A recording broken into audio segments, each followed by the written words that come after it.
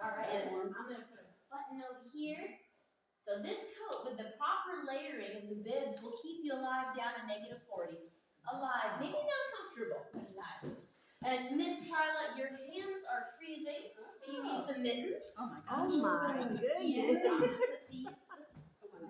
There, yeah. And then, I got you switched, but we can still do this. So put your hands in there. It's got little fur pieces on your knuckles so you can wipe your nose. We did wash these. Okay. Yeah, right. And then we got some musher stilettos, the boots. And you don't have to put these on. But yeah, they're actually not that heavy. You want to feel how heavy they are? Or how big they are? Yeah, in fact, you guys can pass these along if you'd like. Who wants to pass? There we go. Yeah, they're Northern Outfitters. All right, Miss Musher, face everybody and look super tough. Right, I did that. Super tough. There we go. There's our Musher. You should hop on our sled. You look like you're ready to fight the abominable snowman. When I get it, yeah. So one foot on either side, right here, and you have your brake. This is your claw brake right here. So you can step on that with one foot on this metal bar. Yeah, there you go. And that's how you stop your sled when it's going down the trail. Yeah, and this sled was actually on the trail this year on the stairs. Okay. Yep. And this sled is made out of carbon fiber hockey stick. And you drive it by leaning from side to side. So, Miss Musher, come onto the handlebars and start leaning from side to side, going down the trail. The trail can get a little rough. It'll start bouncing. You got some turns you got to stay on. Then you hit the moguls later on going down the trail.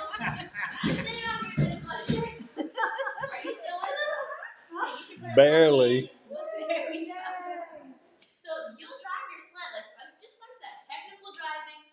Like in areas like the Dalzell Gorge in that picture on the top right, where you're literally going down just a funnel through just rocks on either side.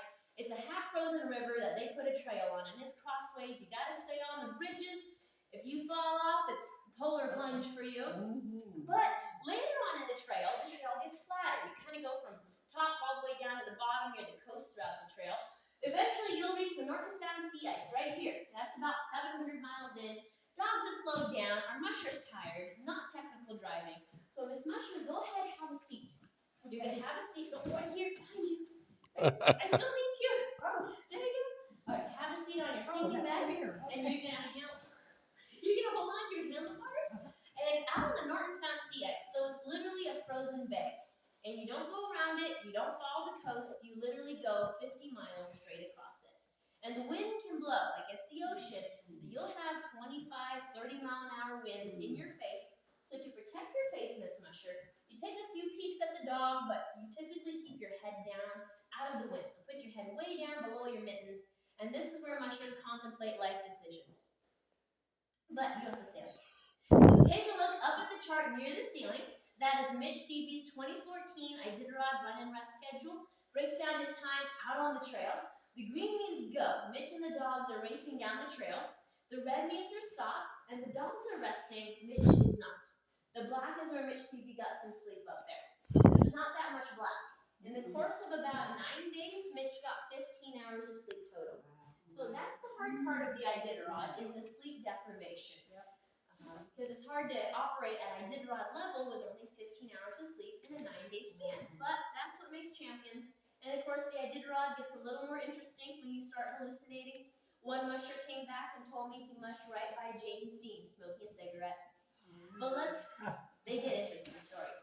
But let's say you win the Iditarod. You win a big, beautiful trophy like one of those over here. So the one near the door, Mitch won when he set the record. This one he won in 2013, and it's my favorite. Because take a look at his headlamp. It turns on. But let's say you don't win the Iditarod. Let's say you come in dead last. You win a big, beautiful red lantern. Here you go, Miss Musher. Show everybody. You're proud of it.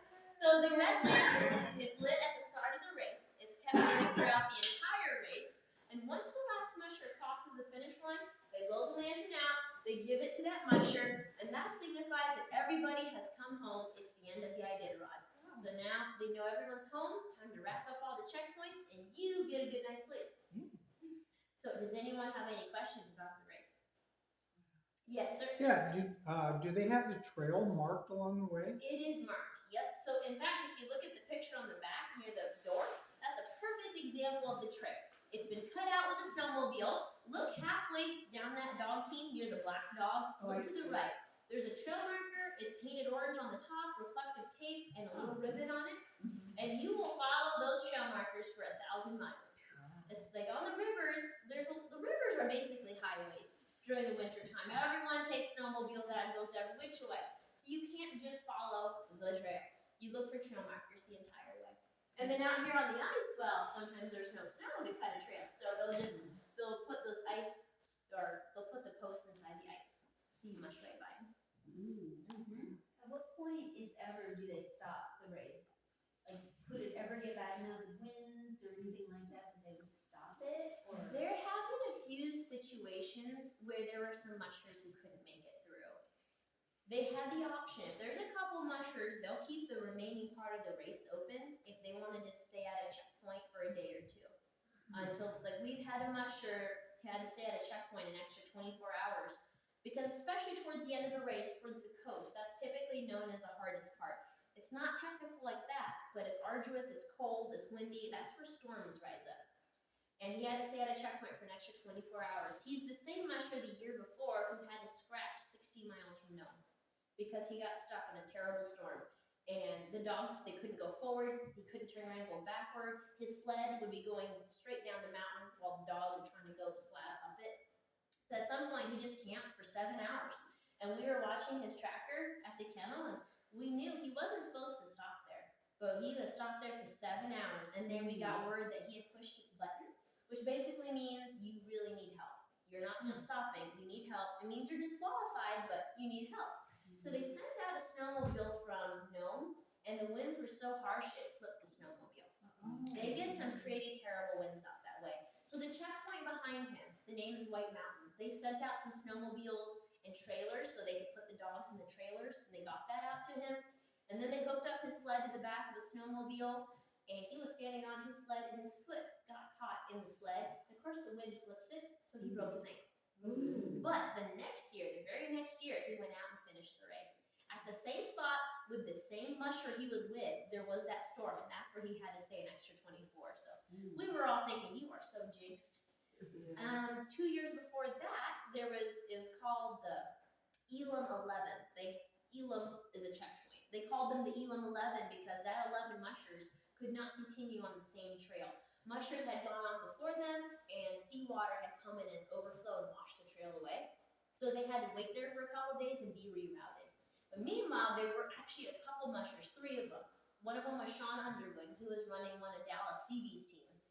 And they were out there on the ice when the overflow came in. So for a while, it was about 32 degrees. It was warm. But you're wading through seawater, and the wind's blowing.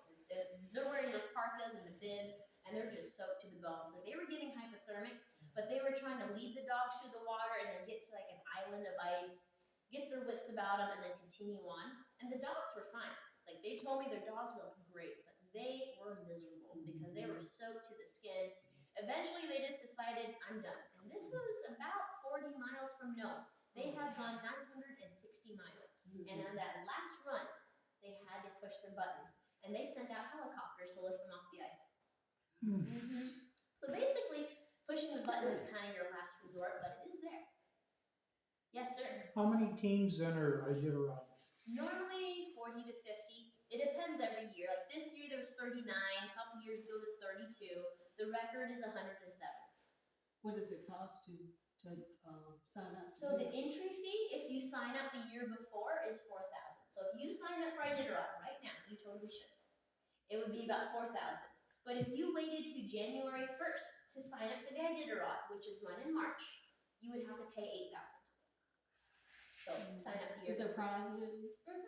So if you win, $50,000 and a trophy and an almost new truck. Truck? Wow. Used to be you get a brand new Dodge truck, but the ownership passed along, so we get an almost new truck now. Yeah. Yeah. Well, thank you, Miss Mushroom. You should give everyone a